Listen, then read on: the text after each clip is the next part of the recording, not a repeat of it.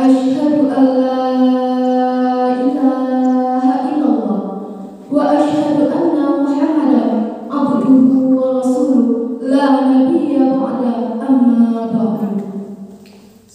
Puji dan syukur marilah kita panjatkan kehadirat Allah yang telah melimpahkan rahmat beserta karunia-Nya kepada kita semua, sehingga kita dapat berkumpul di mushola yang kita cintai ini. Salawat beriringan dengan salam marilah kita hadiahkan kepada Nabi besar kita yang inna Nabiyuna Muhammad sallallahu alaihi wasallam, yang telah membawa kita umatnya dari alam jahiliyah ke alam Islamiyah seperti yang kita rasakan pada pagi hari ini. Yang terhormat Bapak Ustadz yang akan menyampaikan materinya kepada kita semua. Yang terhormat Bapak Kepala Sekolah SMA Negeri 1 Ampek Kuto.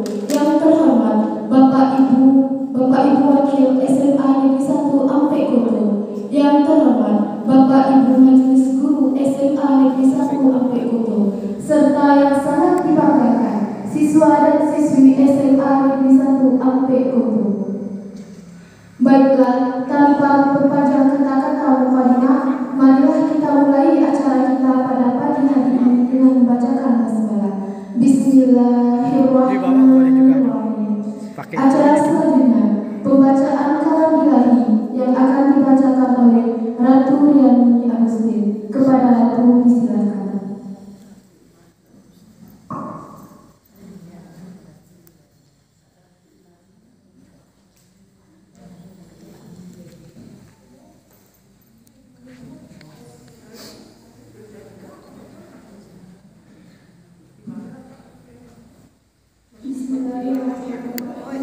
Assalamualaikum warahmatullahi wabarakatuh.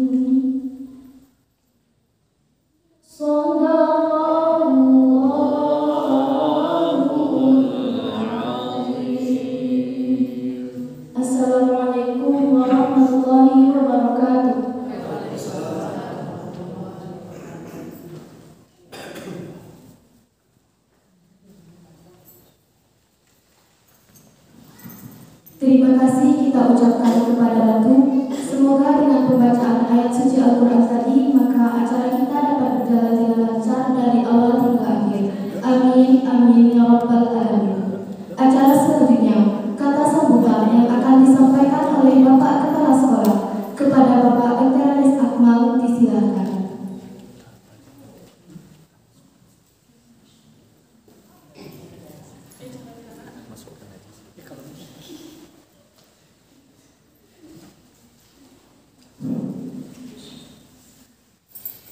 Assalamualaikum warahmatullahi wabarakatuh. Alhamdulillah, puji syukur kehadirat Allah Subhanahu wa taala yang telah melimpahkan rahmat dan karunia-Nya untuk kita semua. Allahumma shalli ala sayyidina Muhammad. Salawat teruntuk junjungan kita Nabi besar Muhammad sallallahu alaihi wasallam.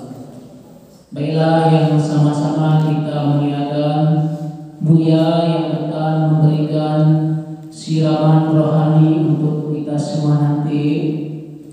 Yang terhormati Bapak dan Ibu Wakil Kepala Sekolah yang kami muliakan, Bapak-bapak, ibu-ibu, majelis guru, beserta karyawan SMA Negeri 1 Koto, dan yang kami banggakan siswa-siswi kami SMA Negeri 1 Koto. Baiklah, pada kesempatan ini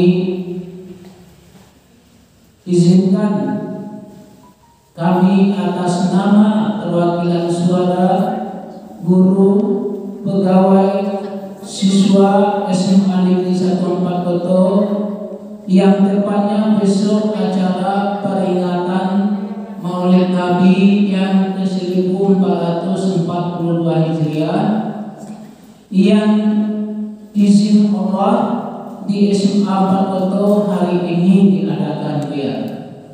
Harapan kami sebagaimana di sini Maulid Nabi memperingati hari kelahiran Nabi, bukan memperingati tapi Rasul yang 1442 tahun yang lalu telah memberikan suri tauladan. Bahkan seluruh kita yang ada dalam rohani, entah di mana-mana, entah di air, entah di tanah, entah di api, entah di angin, entah di mana pun tahu, sudah begitu jauh dan rasanya sudah sesuatu yang tidak pernah bertemu dengan Rasulullah. Sedangkan didengar setiap saat tuntunan, ajaran, arahan dari Rasul, begitu suri teladannya tiada duanya di dunia. Pada kesempatan ini dimohon kepada Buya nanti menuturkan, memaparkan kalau saya yang diamanahkan sebagai kepala sekolah, Bapak Ibu guru diamanahkan sebagai guru pendidik, Bapak Ibu karyawan diamanahkan melayani kepentingan guru, kepentingan siswa. Begitu juga anak-anak didik kami Buya yang akan menempuh jalan yang panjang dan berliku.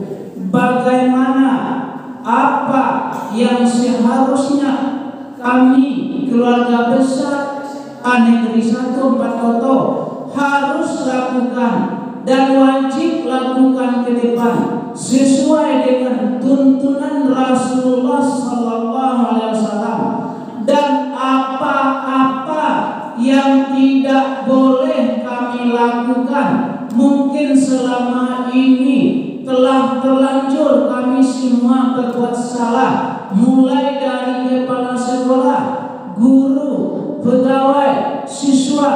Mohon Buya menuturkan secara panjang lebarnya sehingga harapan kami warga besar SMA Negeri 1 Koto untuk kedepannya bisa kembali hidup dalam kehidupan sesuai sesuai dengan garis yang digariskan Al-Quran dan dicontohkan oleh Rasulullah. Itulah kepada beliau nanti kami berikan waktu seluas-luasnya.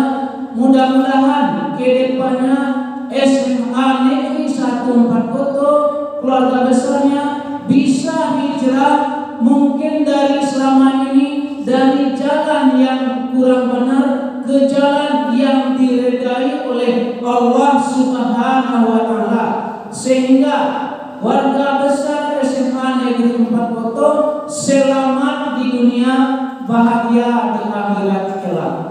Terlebih terkurang banyak maaf. Wabillahi taufiq wal hidayah. Wassalamualaikum warahmatullahi wabarakatuh.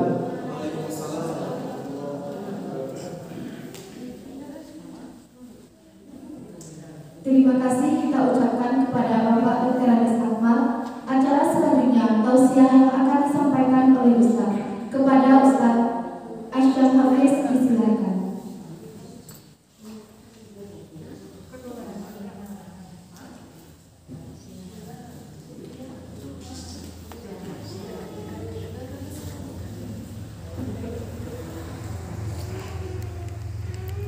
A'udzubillahi minasyaitonir rajim. Bismillahirrahmanirrahim. Assalamualaikum warahmatullahi wabarakatuh. Alhamdulillah wassalatu wassalamu ala Rasulillah wa ala alihi wa ashabihi wa man wala. La haula wala quwwata illa billah. Amma ba'd.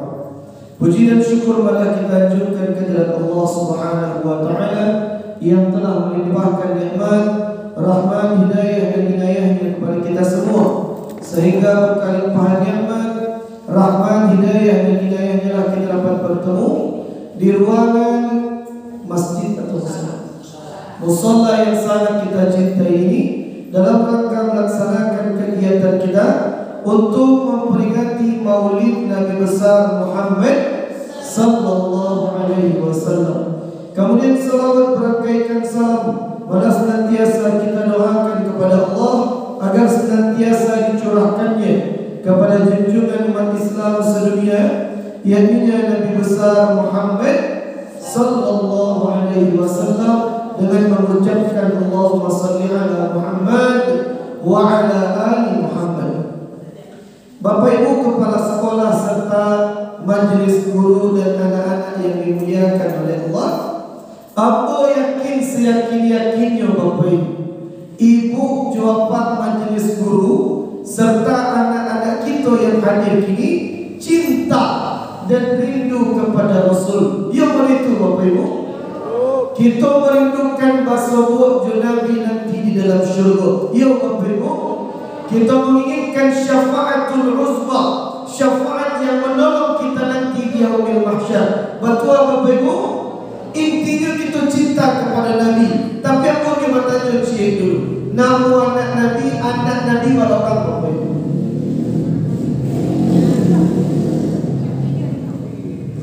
Anak Nabi barokah.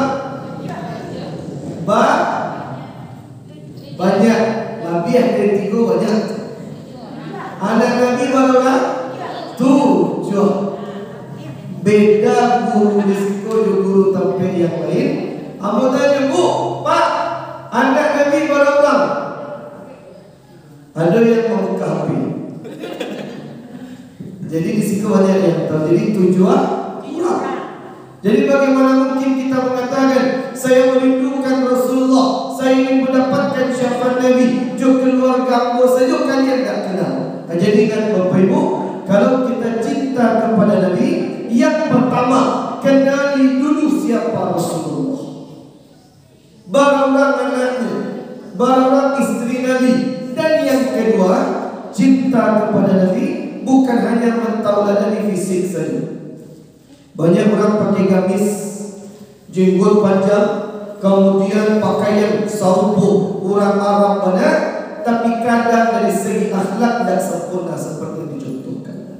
Pokoknya Nabi mengatakan yang ditauladani bukan sekedar fisik, bukan sekedar tampilan luar, tapi akhlak yang dimiliki Rasul sallallahu alaihi wasallam. Makanya ingin Bapak Ibu, Yang pertama yang perlu kita lakukan adalah, terutama kita sebagai guru, ada yang sebagai murid, yang pertama untuk mentauladani Nabi Muhammad, contohlah akhlak yang dimiliki Rasul sallallahu alaihi wasallam.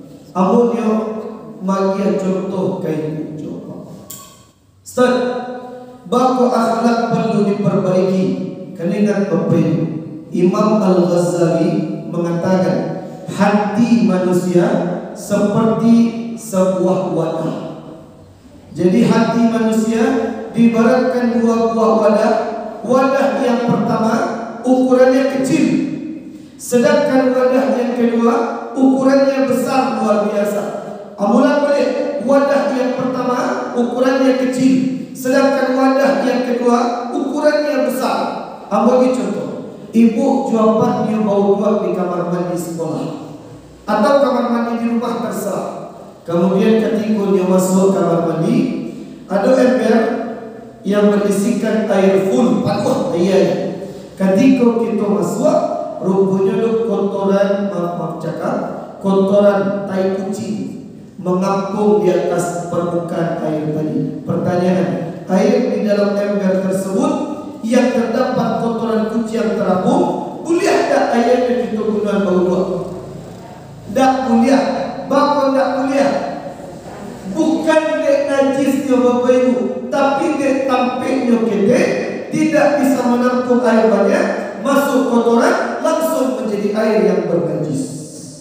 Tapi sebaliknya, kalau tampiknya luas menampung air banyak, contoh ibu sungai, ibu juapak bau di tepi sungai, kemudian lewat kotoran, kotorannya siku, air yang di depan kita boleh tak kita gunakan bau?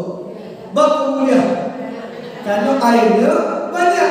Bapa airnya banyak karena sungai itu luas. Apa hikmahnya Ustaz? Hati pun sarupu itu. Ada orang hatinya sampi, ada orang yang hatinya lapang, ada orang yang hatinya sampi, digunjiakan seketik langsung berang. Dia tahu dan benar, landak menerimu. Dia nasihat baik-baik, mendukungnya kawak. Pertanyaan, ada tak orang yang hatinya sampi serupa itu? Yang menyebilahi berarti itu orang itu. Jadi kan, kalau hati sempit, mudah kotor. Makanya cari sedek kawan kita Bapak Ibu, mencari wajah Nabi. Kalau kita cari dalam sejarah, wajah beliau itu selalu diselimuti dengan senyuman. Kita kan maulid Nabi. Maulid betul kata kepala sekolah. Maulid bukan hanya perayaan. Maulid bukan sekedar kita berkumpul. Maulid bukan hanya sekedar tabligh akbar, tapi maulid kita mentauladani akhlak Nabi. Nabi tersenyum. Jadi kawan kita, ada yang wajahnya susah senyum, masam saja, itu berarti hatinya sampi. Syarat senyum itu tidak banyak Bapak Ibu. Syarat senyum itu cie. Ayat cie itu Ustaz, kalau ada orang kan dia Bapak Ibu,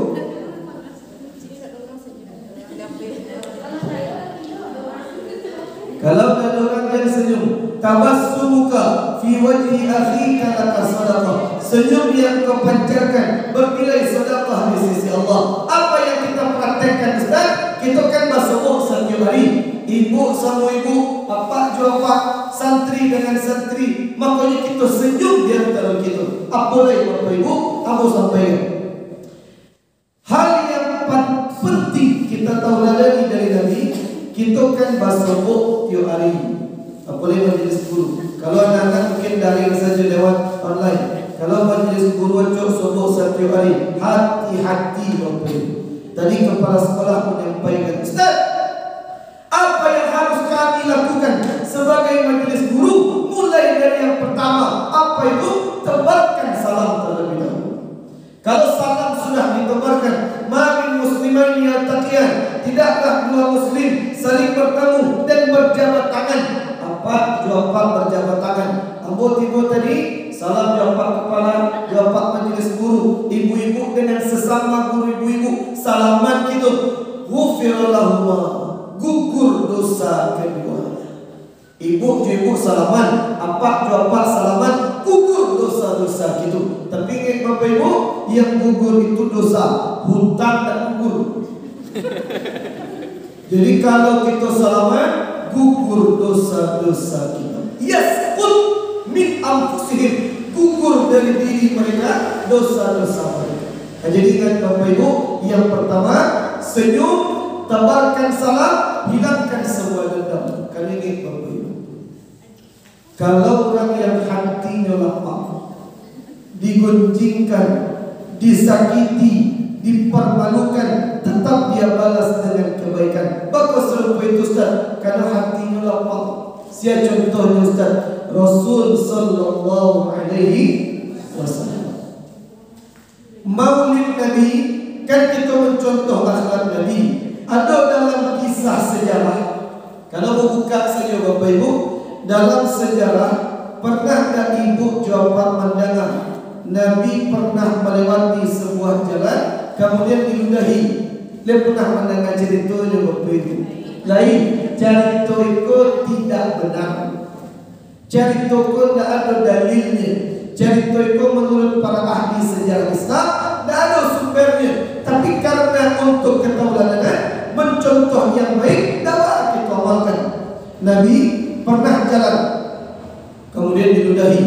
Nabi membalik tidak membelu, tidak membalik.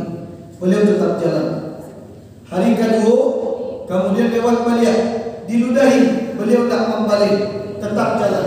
Hari ketiga, lewat balik, diludahi balik.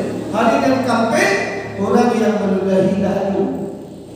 Kemudian ada yang ditanya Nabi, mana orang yang kemarin meludahi saya? Kecil Nabi Bapak Ibu, kecil sahabat yang lain. Beliau sedang sakit di rumahnya ya Rasulullah, kemudian dijemput oleh Nabi. Bayangkan, disakiti, beliau balas dengan kebaikan. Bagaimana bisa Ustaz? Karena hati Nabi lapang. Jadi ingat Bapak Ibu, kalau hati lapang, disakiti, tetap balas kebaikan. Kira-kira kita bisa serupa itu Bapak Ibu? InsyaAllah. Susah. Memang untuk mentauladan Nabi butuh jiwa yang benar-benar kuat Bapak Ibu. Kemudian yang kedua, Ustaz, apa yang harus kami lakukan sebagai majelis guru, sebagai tenaga pendidik yang bersuku hampir setiap hari, yang bertemu hampir setiap hari? Apa yang dilakukan berikutnya? Saling minta maaf dan memberikan maaf. Bagaimana itu Ustaz? Kamu yakin kita yang mencoba subuh pasti sering merasakan gesekan di dalam. Kadang guru yang A kurang sadar dengan guru yang B, akhirnya tidak bertegur sama. Kadang antara pimpinan dengan guru yang di bawah ada yang tidak harmonis hubungannya. Mulai kini hentikan seluruhnya Bapak Ibu. Makanya dalam Islam ada dikenal dengan minta maaf dan memberikan maaf. Kini aku tanya Bapak Ibu, mana yang lebih mulia, minta maaf atau memberikan maaf? Minta maaf atau memberikan maaf? Minta atau memberi? Kado dulu ya, itu jawaban paling aman. Awal ni contoh, Abo jom amal kami dakik, bukan sebagai ustaz dan beliau kepala sekolah dah, tapi hubungan misalkan pertemanan. Jadi Abo cok kajian beliau kadang-kadang pagi, misalkan dakiklah hubungan kami. Tiba-tiba Abo guncangan Abo fitnah, Abo jatuhkan kehormatan beliau, Abo permalukan beliau. Kemudian beliau bilang, Ustaz, bagus Ustaz guncangan Abo, salah Abo kau Ustaz. Kemudian Abo minta maaf. Oh ya Pak, Abo minta maaf, mana minta maaf. Pertanyaan, Abo minta maaf, beliau memberikan maaf. Mana yang lebih mulia? Abo yang meminta maaf, Abo yang salah, Abo yang minta maaf. Beliau yang disakiti, beliau yang memberikan maaf. Mana yang mulia? Abo atau beliau? Beliau. Makanya dalam Al-Quran disebutkan wal afina 'anil nas, orang yang mendapatkan syurga yang memaafkan orang lain. Makanya cie amalan Bapak Ibu, cie amalan. Siapa yang setiap sebelum tidurnya di waktu malam, setiap sebelum lalu, dia berdoa kepada Allah, Ya Allah, malam ini sudah saya maafkan seluruh orang yang pernah menyakiti saya. Saya maafkan ya Allah. Apa kata Nabi? Allah jaminkan baitan lahu fil jannah, istana di dalam syurga untuk. Bayangkan Bapak Ibu, makanya setiap lalu kalau ada orang menyakiti kita, maafkan malam itu juga. Ustaz, payah Ustaz, mendapatkan syurga memang tidak semudah membalikkan telapak. Jadi ingat Bapak Ibu, minta maaf dan memberikan maaf. Ustaz, Nabi pernah minta maaf Ustaz. Pernah mana? Jadi dalam ibu jawab Pak, kalau bisa ada buku Sirah Nabawiyah, kitab sejarah terbaik nomor 1 di dunia. Namanya kalau dalam bahasa Arab Ar-Rahiqul Makhtub atau Sirah Nabawiyah karangan Syekh Safiyur Rahman Al-Mubarakfuri. Ulang balik. Syekh Safiyur Rahman Al-Mubarakfuri merupakan orang yang juara 1 sedunia menulis tentang sejarah kehidupan, perjuangan dan ketauladan dari Nabi besar Muhammad sallallahu alaihi wasallam. Kitabnya serta baik Bapak Ibu, terjemahannya lah banyak yang dijual di toko buku. Silahkan kita beli. Kalau kita tidak mengenal siapa Nabi, bagaimana mungkin kita mencintai Nabi? Jadi kan Bapak Ibu, belilah kitab terkecil. Jadi Nabi pernah berkhutbah berdiri di atas mimbar. Kemudian beliau berpidato. Syekh Safiyur Rahman Al-Mubarakfuri, Sirah Nabawiyah. Ini nama pengarangnya. Sejarah banyak Bapak Ibu, tapi yang paling terkenal, yang banyak digunakan itu Ar-Rahiqul Makhtub atau Sirah Nabawiyah karangan Syekh Safiyur Rahman Al-Mubarakfuri, juara 1 sedunia. Banyak bukunya dijual itu. Beliau pernah berkhutbah. Ayat beliau sampaikan Ustaz, beliau minta maaf langsung Bapak Ibu. Kecil beliau, barang siapa yang dulu jalan tulahu wahran, saya mencambuk unta, kemudian ujung cambukan saya terkena punggungnya. Siapa yang hadir yang punggungnya terkena, irfa' yadah, angkat tangan. Saya ingin minta maaf, balas ke punggung saya. Nabi mencambuk unta, ujung cambukan terkena punggungnya. Siapa yang hadir di tempat ini, angkat tangan. Kira-kira ada tak sahabat yang angkat tangan Bapak Ibu? Tak ada. Mereka menunduk sadunya. Bapa sahabat Nabi menunduk Ustaz. Sahabat Nabi menunduk karena sagan kepada Nabi. Sedangkan sahabat awak menunduk tandungan tu. Kalau ada ibu yang nantuan orang kita tutup kajian. Jadi ingat Bapak Ibu, penting kita melihat Nabi Muhammad itu memaafkan, meminta maaf kepada sahabatnya. Apa contoh Bapak Ibu? Ambo tinggal di Gulai Bancah, Bukit Tinggi, kelurahan. Gulai Bancah itu kan kelurahan. Ambo sampaikan ke ibu jawab, Bu Pak, tolong cari rumah ambo di Gulai Bancah. Kira-kira ibu jawab yang mencari subuh atau tidak? Tidak subuh. Itu kelurahan. Bagaimana tingkat kecamatan, kota, kabupaten, provinsi, benua, dunia. Bayangkan padang mahsyar yang luasnya seluas langit dan bumi. Kita disuruh mencari satu orang yang kita sakiti tapi belum minta maaf. Lain kesubuh Bapak Ibu, takkan subuh sebelum kita meninggal minta maaf kepada orang yang kita sakiti. Jadi ingat Bapak Ibu, yang kedua minta maaf dan memberikan maaf. Yang ketiga yang harus kita tahu adalah amanah terhadap pekerjaan kita. Ada nasihat yang bagus dari Rasul sallallahu alaihi wasallam.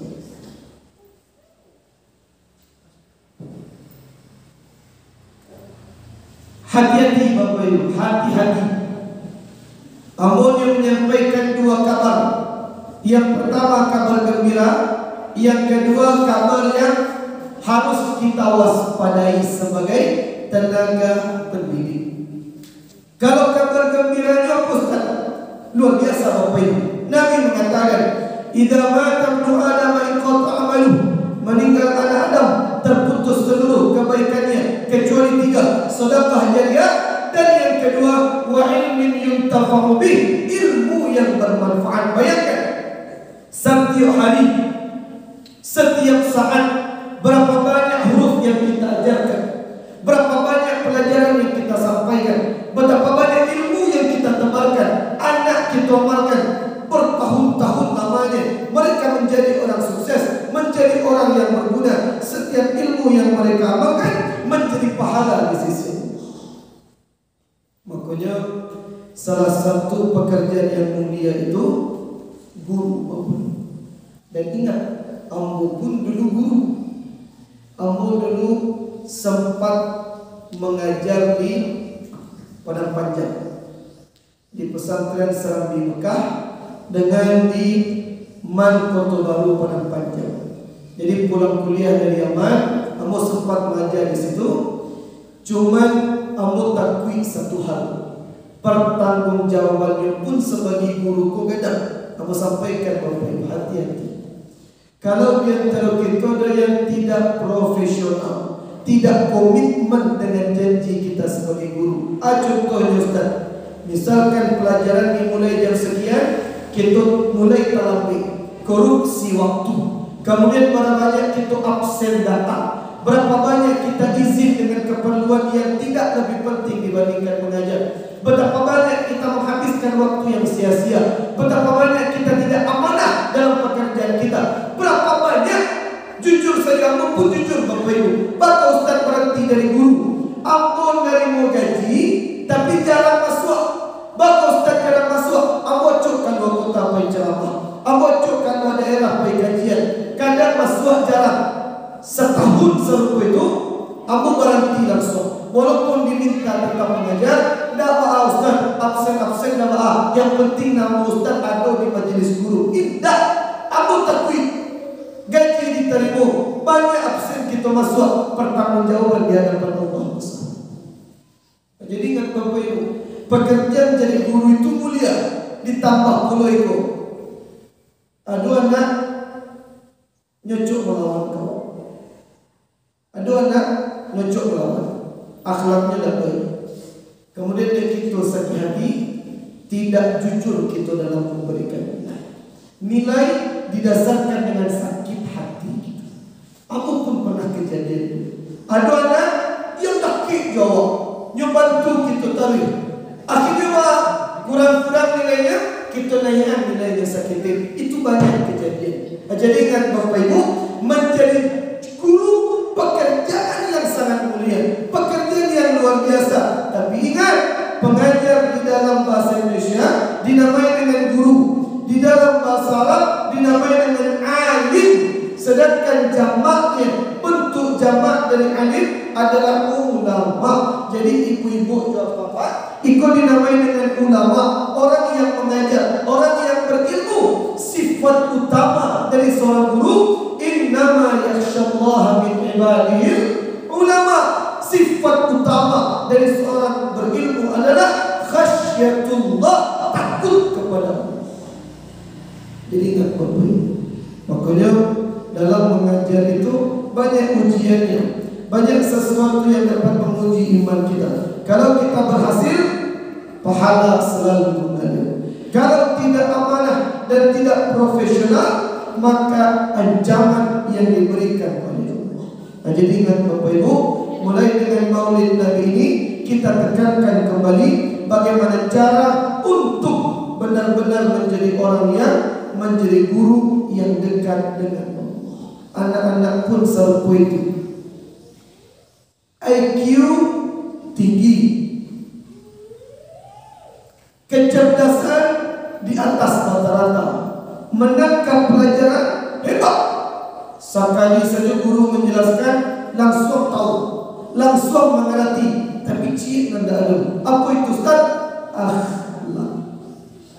tinggi ilmu, hebat pemahaman, IQ di atas rata-rata, tapi akhlak tidak ada, percuma.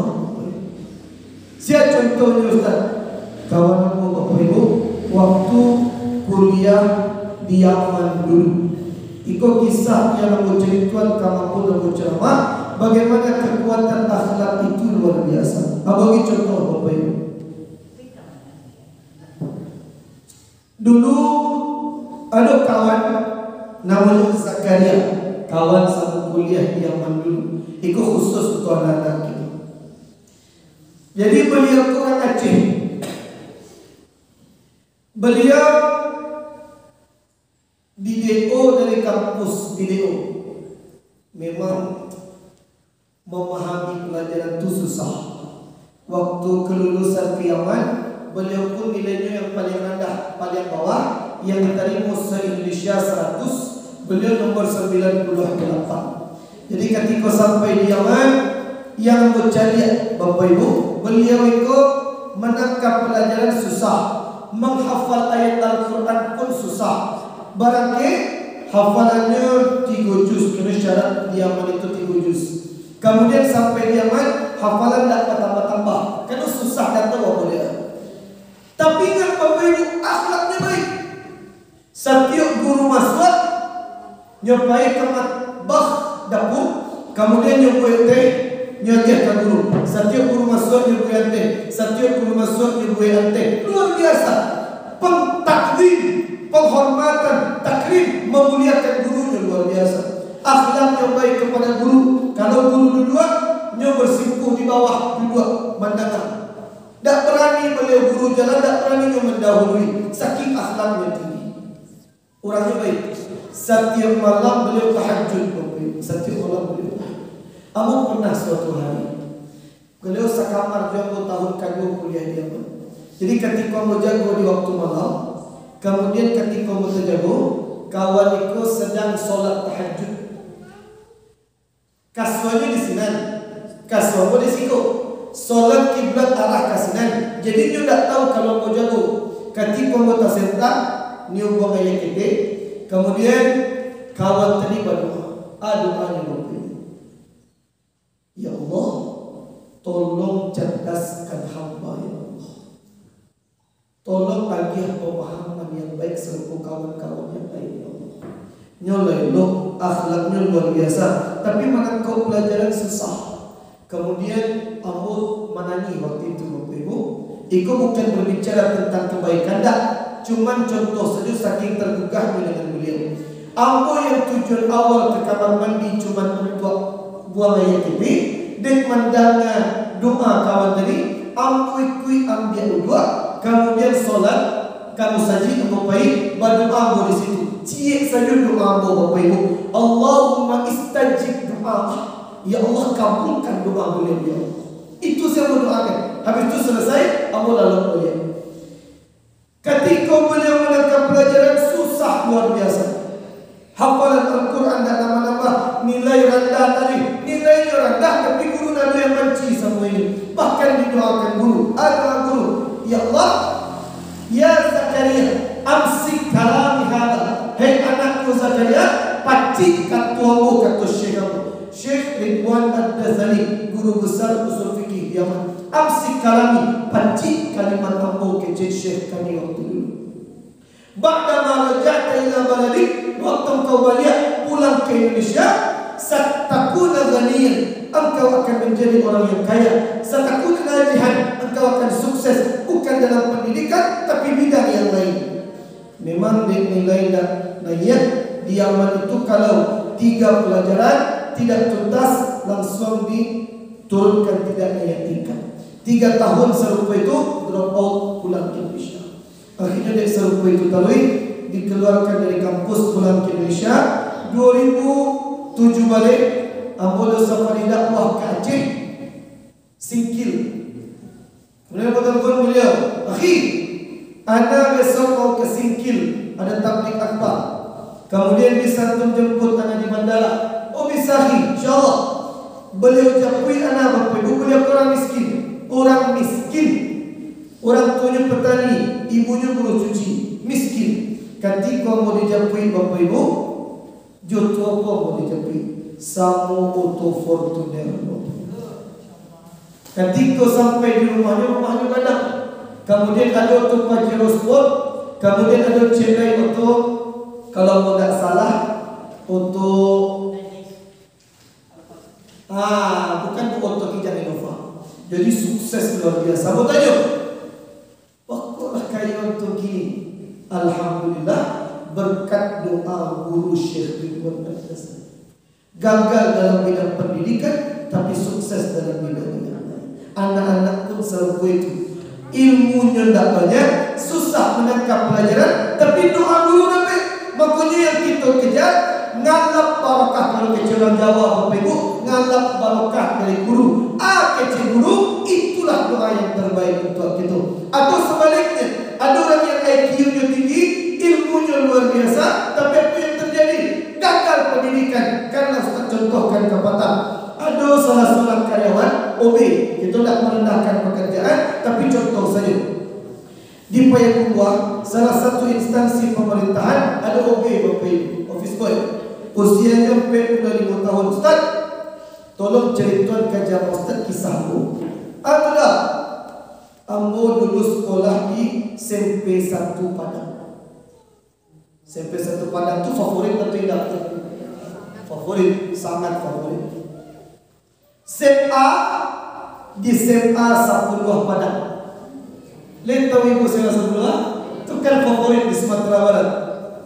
Beliau dulu sempat jadian kamu foto di HP-nya. Beliau dulu juara Olimpiade Matematika se-Sumatera Barat. Beliau juara debat bahasa Inggris di UNAN. Beliau pernah juara Olimpiade Biologi. Cerdas. Ketika kuliah lulus ke ITB, Teknik Mesin. Selesai tamat ITB, tidak lanjut S2, melamar pekerjaan. Setiap melamar pekerjaan, lolos seleksi pertama, gagal yang kedua. Lulus pertama, lulus kedua, gagal ketiga. Akhirnya tidak dapat pekerjaan yang lancar. Padahal dia hebat, tapi tak gagal tadi. Kemudian apa tanya? Kok bisa gagal? Ajaib beliau Bapak Ibu. Beliau pernah waktu di SMA 10 Padang, kelas 2 SMA, pelajaran matematika. Beliau lah tahu tentang pelajaran, tapi semua guru direndahkan saja, guru dijatuhkan saja, tidak dihormati guru. Ilmu tinggi, akhlak etika tidak ada, kecil gurunya. Berang gurunya dilempar pakai kapur putih itu. Dulu kan spidol lalu. Jadi dilempar pakai kapur putih, kemudian kecil gurunya. Tidak usah bersama namanya Al-Pacik kecilnya, hebat kini jadi orang miskin langsung. Lihat, doa guru itu guru lah merah mana. Akhirnya kini tanpa merendahkan jadi bubi di Payakumbuh. Jadi kan apa maknanya? Mentauladani Nabi Muhammad bukan hanya mentauladani dari segi tampilan luar saja, tapi bagaimana akhlak Nabi, muamalah Nabi, bagaimana terutama Bapak Ibu, apa ibu aduh, kita bahas ketika keluarga. Kadang akhlak Nabi dengan keluarganya banyak yang kita tidak pelajari.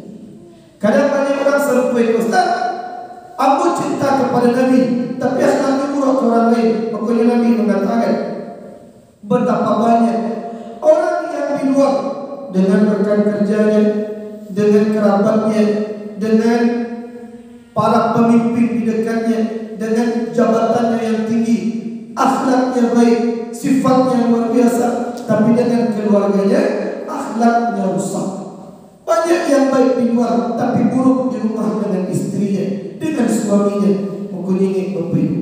Kini yang bertanya, yang mencuci pakaian tugasnya Bapak Ibu? Bapak. Memang dia, coba bapak yang wajib. Tidak, yang kini banyak terjadi. Yang mencuci siapa? Yang istri. Yang pergi ke pasar beli bahan makanan siapa? Istri. Yang menyapu rumah siapa? Istri. Yang mencuci baju? Istri. Nabi Muhammad sallallahu alaihi wasallam yang thawbahu, yang mencuci pakaiannya, wa yamshi li hajati ahli, pergi ke pasar belikan makanan Nabi Muhammad. Tapi hati-hati, ibu ikut ibu di rumah jangan sampai serupa ikut. Pak ke pasar. Mulia, haram. Jadi apa maksudnya Ustaz? Harus ada keterkaitan diskusi cinta antara suami dengan istri. Nabi itu mencontohkan yang terbaik. La aiba fi an tusa'ida ahlaka. Tidaklah aib engkau membantu pekerjaan suamimu, pekerjaan istrimu di rumah. Ustaz, ambo suami pagi pulang sore badan latihan, istri ambo di rumah saja. You tak bawa istri kerja. Tapi kalau di waktu libur kita bantu istri kita, tidak mengurangi, menjatuhkan kehormatan kita. Nah, jadi ingat Bapak Ibu, mantau dari Nabi seluruh aktivitas Nabi di rumahkah, di luarkah, mengajarkah, akhlakkah, etikakah, semua diperhitungkan. Hati-hati yang terakhir Bapak Ibu, kau yang tak panjang sedikit. Hati-hati, kita orang yang bekerja mendapatkan gaji, hati-hati kalau terdapat di dalam harta kita terdapat harta yang tidak halal untuk kita. Hati-hati Bapak Ibu, kalau di dalam harta kita terdapat harta yang kurang baik. Sampai jam 1 kita ngaji. Jadi hati-hati Bapak Ibu. Bapak hati-hati. Ambo do cerita seketik dari jamaah kita di Masjid Raya Bukit Tinggi. Jadi tahun 2009 balik bulan Oktober. Jadi ambo membawa jamaah-jamaah dari Bukit Tinggi Agam pergi melaksanakan umrah ke Tanah Suci. Jadi ada salah seorang jamaah di Sungai Puat, tinggalnya Sungai Puat. Cuman acoy ke kajian kita di Masjid Raya. Beliau cerita, Ustaz, ambo dulu waktu berangkat umrah tahun 2007 balik, ambo pernah mengalami kejadian yang sangat menyedihkan. Apa tu Bu? Ketika tawaf mengelilingi Ka'bah, kaki ambo keseliu. Kemudian tak bisa melanjutkan, dibantu je kursi roda sampai ke tahallul. Setelah selesai ibadah umrah, balik ke hotel. Hari kedua di Mekah, kaki tambah bengkak. Hari ketiga, kaki membiru. Jangankan ke Ka'bah beribadah, pai membiak makan ke lobi saja susah. Orang sibuk hotel Ka'bah. Beliau cuma di kamar saja. Kemudian dia bertanya, kemudian bahas sampai pulang, qadarullah Ustaz, ketika mau pulang, niat balik ke Indonesia, kaki ambo sehat. Kemudian, bako bisa lama pikir-pikir Ustaz. Wajar hidup ambo di Tanah Suci dipersulit oleh Allah. Bako dipersulit karena berangkat ke Tanah Suci, kemudian menghidupi anak-anak, suami nak baru meninggal, membeli rumah, membeli mobil dengan harta haram. Bako tahu ambo kerja di pasar, bukan menggalih, tapi sebagai orang yang memberikan julu-julu. Setiap ambo pinjaman orang misalkan 5 juta, balik kamu 8 juta, memakan harta riba. Makanya Nabi mengatakan, ayyuma lahmin nabata min haram, setiap daging yang tumbuh dari yang haram, fannaru aula bihi, maka neraka lebih pantas baginya. Nah, jadi ingat Bapak Ibu, kalau kita mencontohkan Nabi, tinggalkan harta yang diharamkan oleh Allah. Harta bukan segala-galanya. Biarlah hidup kita apa adanya, biarlah gaji kita cuma segitu, dibandingkan ada tambahan tapi dari cara yang haram. Contohnya Ustaz, kita lihat contoh. Harta bukan segala-galanya. Contoh, aku buktikan. Ibu jawab jenazah cari kamu. Ikut si A. Sedangkan galih yang cerai si B. Si A, si B. Si A umurnya 25 tahun, laki-laki. Si B 25 tahun, juga laki-laki. Si A gajinya sebulan 25 juta.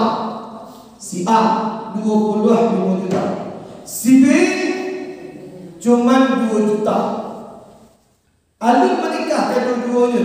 Si A 25 juta, si B cuma gajinya 2 juta sebulan. Tibonya ke rumah ibu jopak. Nyolamat anak gadis itu. Mana yang diterima, si A atau si B? Si A atau si B? Si A. Bakal si A. Karena petinya banyak. Baik, wajar setiap orang tua ingin mendapatkan menantu yang mapan dari segi ekonomi dan finansial. Ketika kita cek telisik lebih dalam, rupanya si A gaji 25 juta tapi hutangnya banyak. Sedangkan si B gaji 2 juta tapi hafal Quran 30 juz. Mari kita terima si A, si B. Bertukar capek.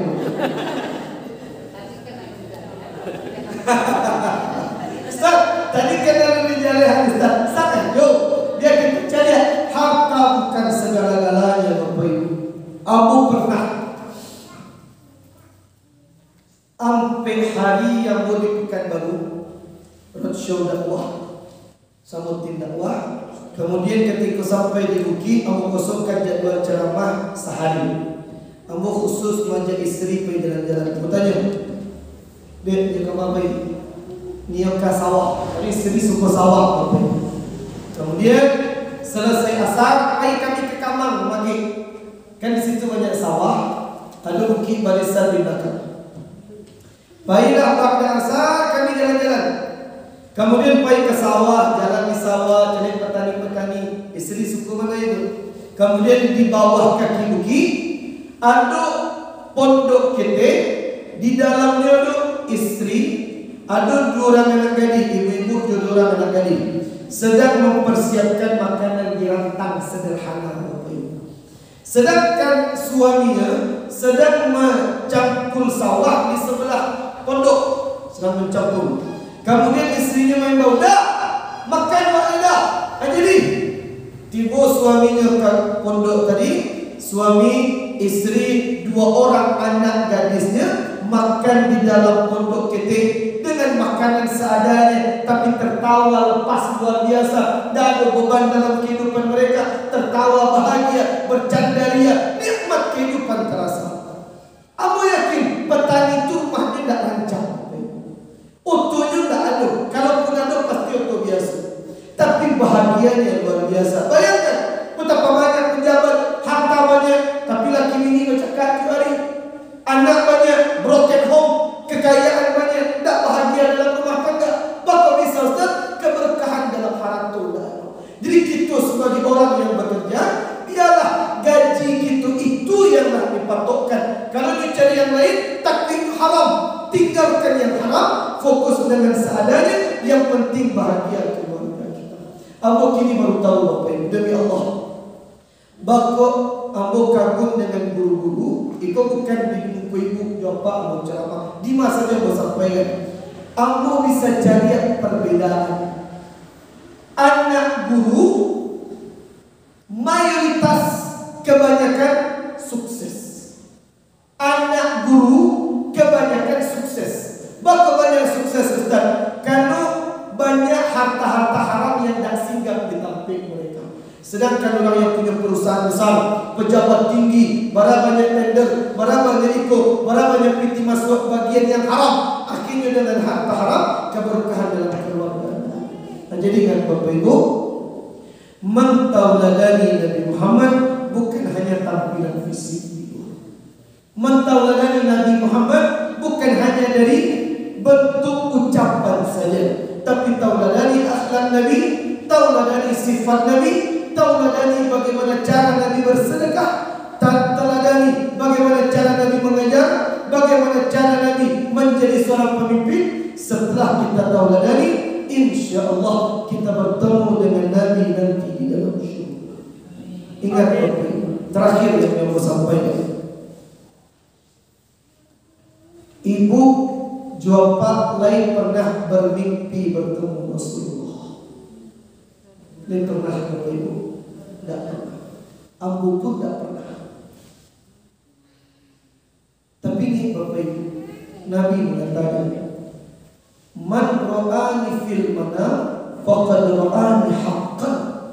Siapa yang pernah bertemu denganku di dalam mimpi, maka sungguh dia bertemu denganku di bentuk yang nyata.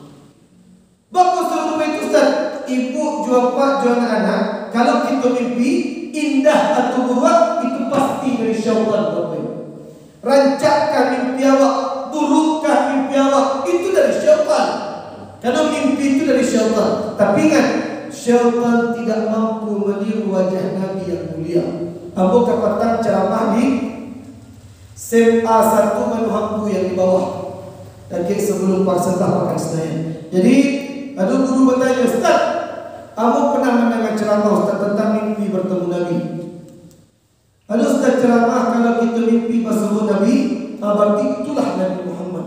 Tapi aku tanya Ustaz, dari mana kita tahu itu Nabi? Kita dah pernah sobok ke Nabi, kita dah tahu bentuk Nabi. Dari mana kita tahu itu Nabi? Tak usah pusing Bapak Ibu. Kalau kita mimpi dan orang yang dimimpi tadi mengatakan ana Rasulullah, saya Rasulullah, maka pasti itu yang Nabi Muhammad. Bapak bisa, karena syaitan tidak bisa melakukan itu. Jadi kalau ada orang bercahaya wajahnya, mungkin perawakannya indah, kita lihat berwibawa, kemudian mengatakan saya Rasulullah, memberikan nasihat-nasihat, itulah Nabi Muhammad. Jadi ingat Bapak Ibu, baca supaya bisa bermimpi bertemu Nabi Ustaz.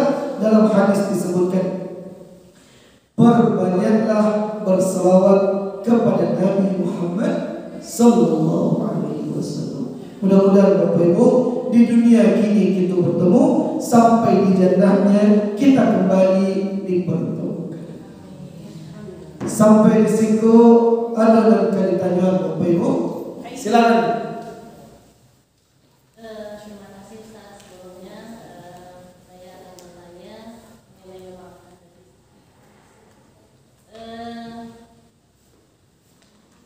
Dalam hati, kemudian juga dari mulut, kita sudah berjanji dan sudah mengatakan memaafkan seseorang yang sudah pernah menyakiti. Tidak ada lagi yang mendengar dalam hati. Tapi kisah kita itu pernah terlupakan gitu. Apakah itu masuk kategori memaafkan atau Dendam kita. Dendam tidak. Al-fuadu kal-mir'ati, kata Allah. Perasaan manusia itu seperti kaca. Seperti kaca. Kaca tadi pecah, kita rangkai, kita susun balik. Kira-kira lain bisa utuh Bapak Ibu. Kalaupun bisa mungkin cuma ukurannya saja yang pas. Kan ada kaca di belakang, pecah kaca itu. Memang bisa ukuran itu balik, cuma letak di dalamnya pasti tidak bisa hilang. Manusia pun manusiawi tidak bisa melupakan kesalahan orang lain. Yang penting lisan kita memaafkan dan hati kita telah mencoba untuk memberikan kata maaf. Yang tak, kalau tinggi setelah itu Ustaz wajar, tapi jangan sampai menego. Ikut yang salah, Bu. Ibu memfitnah Abu Kapatan, Ambolah maafkan ibu kini. Tapi ibu di akhirat Ambo akan hukum.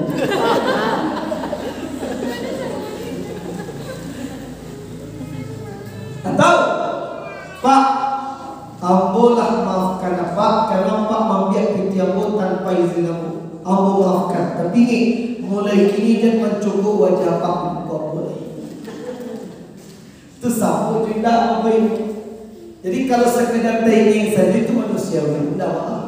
Yang penting lisan kita telah memaafkan, bergaul serupa jasa lain. Ustaz, ini kita cari ya. Ustaz, Ambolah memaafkan. Nyulang balik, aku maafkan balik. Nyulang balik, aku maafkan balik. Nyulang balik, menjauh aku jujurnya dakwah. Indah bahak. Kalau memang tak bisa diajar, tak bisa diajar hati, menjauh saja kita dari. Tidak ada masalah tentang itu. Bahkan kalau kita ceritakan kisahnya, bagaimana ada orang yang mengambil jantungnya Hamzah bin Abdul Muttalib, Nabi bencinya setengah mati. Nabi maafkan, tapi kata Nabi, perasaanku tidak akan bisa melumpuhkan kedua. Kalau sakit hati Nabi, jantung pamannya diambil oleh orang musyrik, dibunuh luar biasa. Makanya kalau tabayang dalam, yang penting mulut memaafkan, hati telah mengikhlaskan. Kalau terpikir tadi, tak apa, manusia bisa. Silakan. Assalamualaikum warahmatullahi wabarakatuh. Waalaikumsalam. Dari sifat-sifat Nabi yang kita teladani, yang pertama tadi Nabi itu secara singkat mengatakan kita harus senyum. Senyum itu bisa menghapuskan dosa. Nah, dari yang lain saya mendengar pula menggugurkan dosa itu bukan senyum saja, mungkin bisa Al-Fatihah, zikir dan lain-lain. Yang kedua, si guru ini mempunyai tanggung jawab yang besar untuk nanti. Nah, kemudian seorang guru ini dia harus sesuai dengan jam yang mengajar begini begitu. Nah, dari realnya kita mempunyai RPP, rencana pembelajaran. Kita Bukan senyum, Bu. Tadi yang mau sampaikan yang menggugurkan dosa bersalaman. Ini kalau ibu gampang bersalaman gugur dosa gitu. Tapi jangan salah paham. Ustaz, aku kuncikan kawan tuh gini, beko bersalaman saja video. Gugur dosa tidak bisa. Jadi yang menggugurkan itu berjabat tangan, sedangkan tersenyum berpahala, bukan menggugurkan dosa. Ustaz, kan banyak yang lain betul. Karena yang menggugurkan dosa itu banyak, disitulah rahmatnya Allah yang Maha Pengampun. Bukan hanya satu jalan, tapi banyak jalan untuk menggugurkan dosa. Kemudian yang kedua, bagus tuh, Ustaz, kita kan punya jam, ada target pelajaran yang akan dicapai. Kalau dalam satu pertemuan itu, misalkan Ustaz, pelajaran targetlah sampai, masih ada waktu dan tersisa. Abah Ustaz, silahkan bergurau dengan anak. Yang penting kalau kita masuk kelas, kamu tak pernah merasa belajar daring, karena malah berhenti sebelum corona. Dulu kalau mau mengajar, kamu dari jam pertama misalkan 2 jam lah mengajar misalkan jam pertama itu tentang materi lah sampai yang tujuan yang ingin kita bahas. Jam berikutnya itu mungkin memberikan motivasi, bergurau dengan anak kita, menambah pemahaman bukan hanya yang di buku, tapi pengalaman-pengalaman di cerita. Tak apa, yang penting kan sampai anak itu menggunakan waktu yang tersisa untuk yang sia-sia. Akhirnya materi dah selesai, kita stop pelajaran, akhirnya sibuk main HP. Nah, jadi ibu lebih faham tentang itu. Kemudian yang ketiga, bagus Bu, semua konflik kehidupan dimulai dari rumah tangga. Kalau ada ibu, jadi kawan kita, ibu di ketua senyum saja tadi, senang saja tadi, berarti rumah tangganya sedang lancar. Tapi ada kawan ibu wajahnya masam saja. Assalamualaikum Bu. Salam. Lama kan Bu? Kita tanya lagi. Bu, lama kan? Batanya mereka lebih aku makan dah. Nah, itu tanda sedang bercakap di laki. Nah, jadi kan semua keharmonisan dalam kehidupan dimulai dari rumah tangga. Makanya ibu kan dinamaikan kita masuk ke bakso alat sakitik bapin. Sakitik saja. Bapin ibu. Jadi ibu dalam bahasa Arab kan dinamai dengan ummi, ibu saya. Ummi ibu ya? Oh, ibu yang bertanya pas namanya ummi ya. Jadi ibu itu ummi itu berasal dari kata bahasa Arab amma ya ummu, yang artinya menuju. Bapak ibu dinamai dengan menuju, Ustaz, karena sifat anak kita akan tertuju kepada ibunya. Kalau ibunya baik, anaknya baik. Ibunya rajin baca Quran, anaknya rajin baca Quran. Ibunya bisa menjaga diri, anaknya pun bisa menjaga diri. Makanya ibu dinamai dengan ummi. Mentang-mentang nama ibu diulang-ulang tadi. mulia, ya Bu, mantap. Masih ada pertanyaan lain Bapak Ibu? Silakan Bu.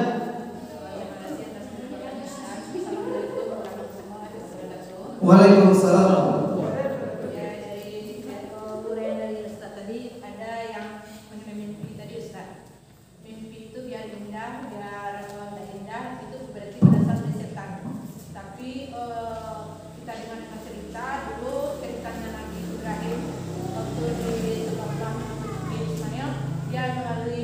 Bagus. Ya kemudian Nabi Muhammad yang mewahyu kita dengar ceritanya juga begitu. Gimana Ustaz? Bagus Ibu. Dalam permasalahan mimpi ada perbedaan Ibu. Syaitan bisa mengganggu mimpi manusia biasa, tapi tidak bisa mengganggu mimpi yang para nabi. Nabi tidak bisa diganggu. Makanya kan melempar jumroh, bakal melempar jumroh. Karena Nabi Ibrahim tahu itu syaitan, dilempar. Makanya itu sampai kini kita buat. Jadi memang kalau mimpi dalam hadis Nabi, setiap mimpi itu berasal dari syaitan. Tapi Nabi dan Rasul tidak akan pernah bisa diganggu. Jadi kalau Nabi Ibrahim bermimpi, ya bunayya, inni ara fil manami anni azbahuka fanzur madza tara. Ya Ismail, ayah jadi dalam mimpi Allah menyampaikan untuk menyembelihmu. Mimpi itu dari Allah. Karena Nabi dan Rasul memiliki keistimewaan tidak bisa diganggu oleh syaitan. Manusia itu dari syaitan. Hadis sahih Nabi yang mengatakan setiap mimpi itu dari syaitan. Makanya sebelum lalu baca doa agar tidur kita dijaga oleh malaikat sampai kita bangun dari tidur. Masih ada pertanyaan yang lain Bapak Ibu? Satu lagi Ustaz. Silakan. Mengenai pergaulan tadi antara guru dan anak. Nah sikap ini Pak Ustaz, kadang-kadang sikap kita ini lain di muka, lain di belakang. Nah kadang-kadang dari lain dan di muka dan di belakang itu orang yang menerimanya tidak mau menerima, sedangkan kita ini berterus terang. Nah kadang-kadang orang itu baik di depan kita, belakang kita. Orang yang elok di muka tapi buruk di belakang. Sifat Nabi yang mana itu?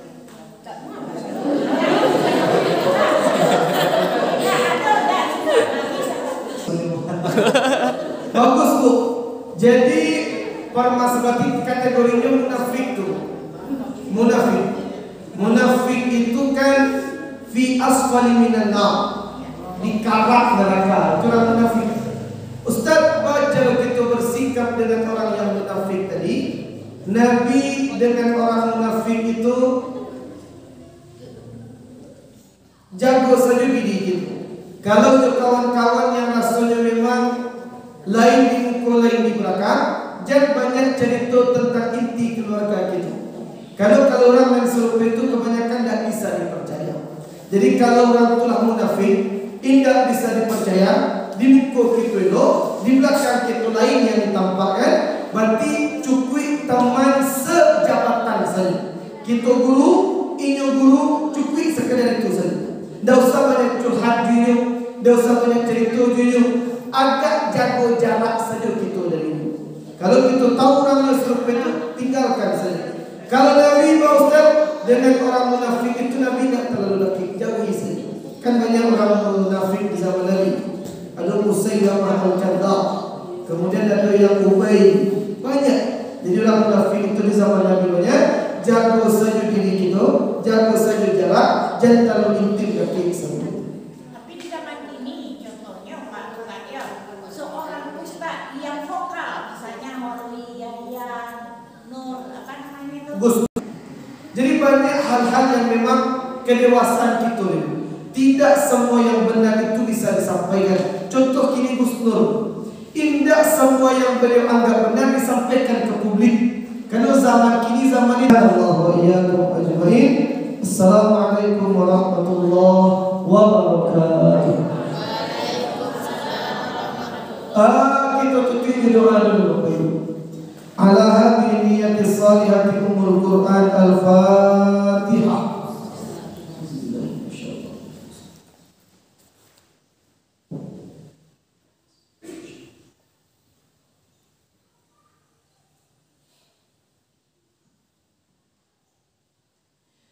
أعوذ بالله من الشيطان الرجيم. بسم الله الرحمن الرحيم. حمدا يوافي نعمه ويكافئ مزيده. يا ربنا لك الحمد كما ينبغي لجلال وجهك الكريم وعظيم سلطانك. اللهم إنا نسألك سلامة في الدين وعافية في الجسد وزيادة في العلم وبركة في الرزق وتوبة قبل الموت ورحمة عند الموت ومغفرة بعد الموت. اللهم حول علينا في سكرات الموت والنجاة من النار والعفو عند الحساب. ربنا تقبل منا صلاتنا وصيامنا وركوعنا وسجودنا وقعودنا وكل عباداتنا وتمم تقصيرنا يا الله يا أرحم الراحمين.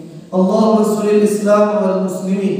اللهم خفف مصيبتنا يا رب. اللهم ارفع عنا البلاء والوباء والفحشاء والفتن والوهن ما ظهر منها وما بطن. اللهم اجعل جمعنا هذا جمعا مرحوما وتفرقنا من بعده تفرقا مقسوما. اللهم يا رب اللهم اغفر لهم وارحمهم وعافهم واعف عنهم واكرم نزولهم ووسع مدخلهم واغسلهم بالماء والثلج والبرد ونقهم من الخطايا كما ينقى الثوب الابيض من الدنس وابدلهم دارا خيرا من دارهم واهلا خيرا من اهلهم وزوجا خيرا من زوجهم وقهم فتنة القبر وعذاب النار. اللهم اغفر لنا ذنوبنا ولوالدينا وارحمهما كما ربيانا صغارا. ربنا آتنا في الدنيا حسنة وفي الآخرة حسنة وقنا عذاب النار والحمد لله رب العالمين. الفاتحة.